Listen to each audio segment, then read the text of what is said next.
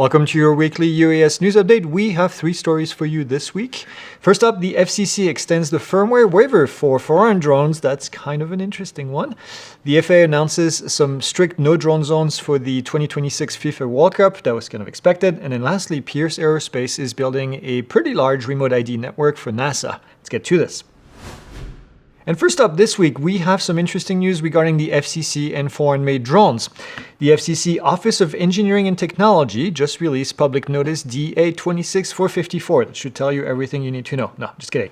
The notice extends the waiver for software and firmware updates on previously authorized foreign-made drones, including DJI and Autel, until at least January 1 of 2029. Now, the original deadline was January 1 of 2027, so pushed by 2 years, meaning that after this deadline, foreign-made drones that were previously approved by the FCC would not have been able to get software updates. Now, this is your Mavic and Air and mini drones that you currently have on the shelves.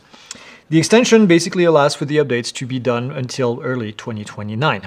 Now, what does that actually mean for you? Well, the waiver covers Class 1 changes, which are, your standard security patches and bug fixes. But now it also includes Class 2 changes, which are more substantial software updates that intended to prevent consumer harm. The FCC is basically admitting at this point that blocking security patches on the millions of DJI and Autel drones that are already sitting in American homes would create a worse cybersecurity problem than the ban was allegedly meant to fix.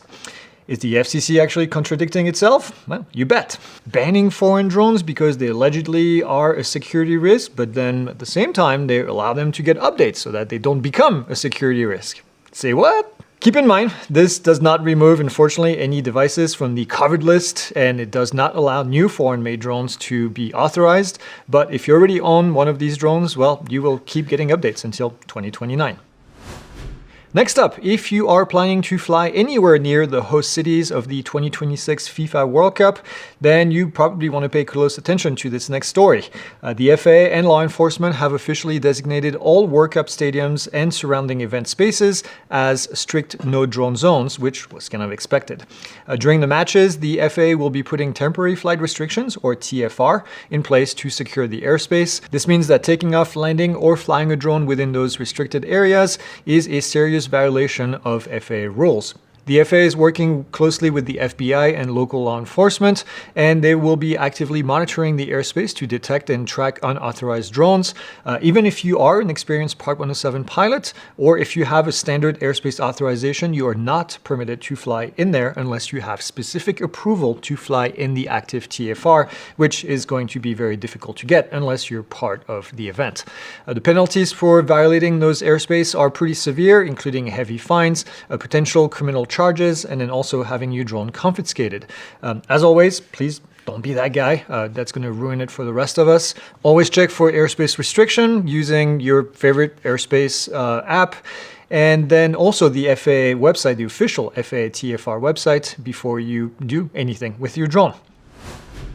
And in the third story this week, Pierce Aerospace has been selected to deploy a large remote ID sensor network throughout the Silicon Valley and also the San Francisco Bay Area. They were chosen by Metis Technology, which is the prime contractor for NASA's aerospace research technology and simulation contracts. Pierce Aerospace will be deploying their YR1 and YRS2 remote ID sensors in what they call a layered network to support NASA's air traffic management and safety projects. As a reminder, remote ID is the FAA's requirement that drones broadcast their location via telemetry data. This new sensor network is going to provide regional coverage to help NASA figure out exactly how to safely integrate new technologies like package delivery drones and electric air taxis into the national airspace system. This is a multi-year effort that is funded through a Phase 3 Small Business Innovation Research Award. This network is not just going to help NASA. It can also be made available to support airspace awareness for commercial flights or even for public safety operators in the Bay Area. If this testing goes well, I'm not going to be surprised if we see a lot more of these networks that pop out in different cities. All right, we'll see you on Monday for the live and on post-flight in the premium community, where I'm sure this week is going to be, well, a lot of opinions. The idiots in charge have said, well, they can break your drone with a firmware update. And take it over while it's not turned on. And take it over when it's not turned on and it's in the bag and it's got legs and it can come out of the the gear room. Have a great weekend.